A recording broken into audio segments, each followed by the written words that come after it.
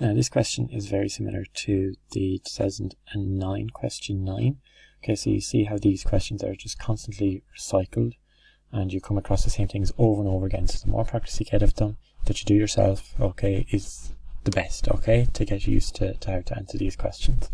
Alright, same thing over and over again. So what is a catalyst?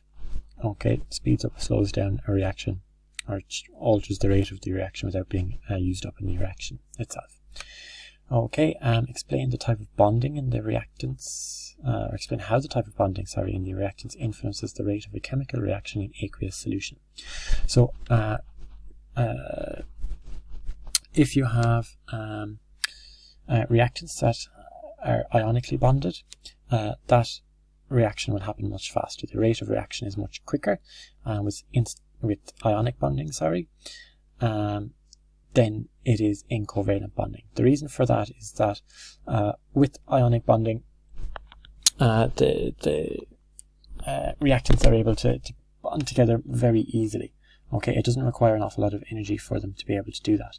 With covalent bonding and reactants that have covalent bonding in them, they first have to break that covalent bond and then make another one, so it just takes that little bit longer. So ionic takes much less time, because if you think about ionic bonding, it's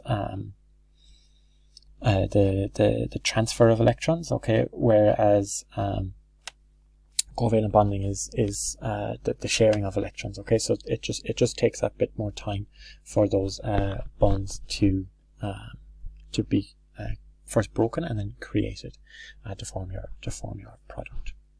It tends to happen also that if you have a reactant that is ionic, okay, when you put that into an aqueous solution, it tends to dissociate. So it's already in ions. Again, all right, they bond much more easily, okay, and the covalent then, as I say, the bond has to be broken and then created again. Okay, and how could you reduce the rate of reaction that takes place in solution? So you could lower the temperature. So to reduce the rate is to make it slower almost. Okay, so temperature, reduce the temperature, reduce the concentration. Okay, you could also add an inhibitor, okay, to not allow the reaction to happen, or to slow the reaction down. Okay, so they'd be ours, but you only need one of them in that question. Okay, the diagram shows the oxidation of methanol using platinum wire as catalyst. So state one observation. Okay, I've said this in the 2009 question. All right, so we have that the wire would glow. There'd be could be a flame. There would maybe be a popping sound.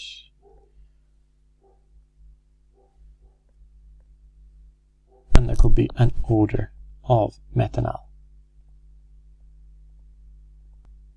Okay, so there could be some of the observations you have. The wire glowing is, and the flame maybe would be the two obvious ones. Okay, again, that's the demonstration that is gone through in your book. Okay. Okay, identify two major products from this. So methanol, we've mentioned it there. Methanol would be one. Hydrogen is another, and water is your last one. Okay, so unfortunately they have to be learned off. Okay, explain what what term is usually used to describe the attachment of liquid or gaseous molecules to a solid surface. So that'd be adsorption. So surface adsorption. So AD, not AB, adsorption. Okay. Explain how this type of interaction between the methanol and platinum catalyst affects the rate of the reaction. Okay, so the rate of reaction increases because the activation energy is lower. The reactants adsorb onto the surface of the catalyst, so the particles are much closer together, so it's more likely that effective collisions take place. Okay, and that therefore lowers the activation energy. Okay, you don't need as much energy for the particles. They don't have to be moving I suppose, as much to increase the number of collisions or that, because they are they're adsorbed onto the surface, so they're much closer together. Okay, and explain how a catalyst poison like sulfur interferes with the catalyst. So they adsorb onto the surface of the catalyst before the reactant does. So they cover basically the areas of the catalyst where the reaction can take place. They block what's called active sites. So they block the active sites, so the reaction can't happen basically on the surface of the catalyst. It doesn't allow the reactants to adsorb onto the surface of the catalyst. Okay, explain the term activation energy of the reaction. So it's the minimum amount of energy required for effective collisions to take place. Okay, and for a product to be formed then as well. And then the last part, sketch a reaction profile diagram for an exothermic reaction, labeling the axes and marking clearly your heat of reaction and your energy. Okay, so we'll have a quick look at this.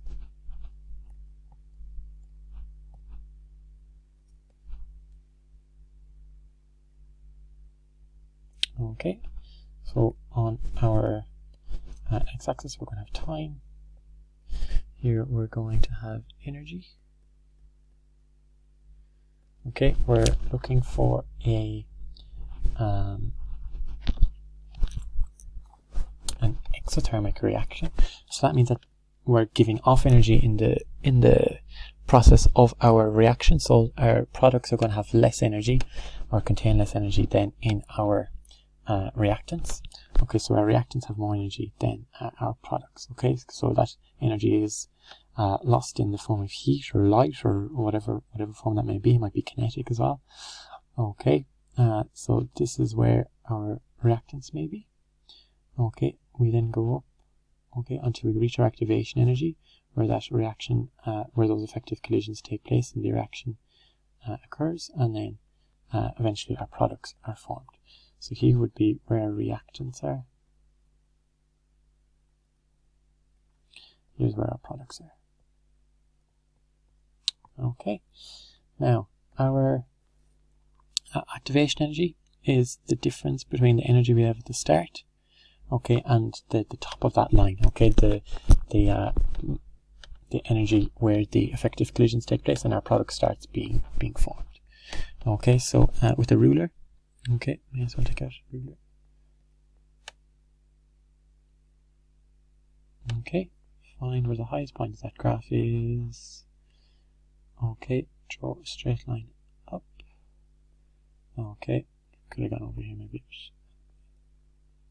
Okay, so make sure then that arrow that actually does touch the top of your that does actually touch the top of your graph. Okay, so I might just move it over here.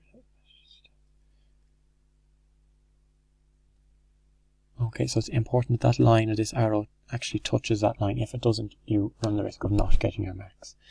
Okay, they have been quite strict on this in the past. Okay, so that's your EA, that's your activation energy. Alright, and your heat of reaction then is the difference in energy that you had in the start of your reaction to the end of your reaction. So it's the difference between the energy in your reactants and the energy in your products. Okay, so we're going to here.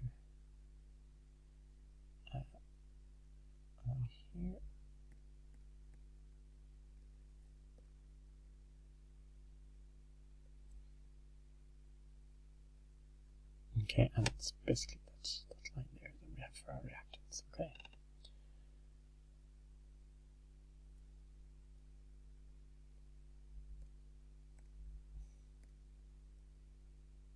And same thing with the arrows, yeah. Just make sure that they're touching that line for both of them.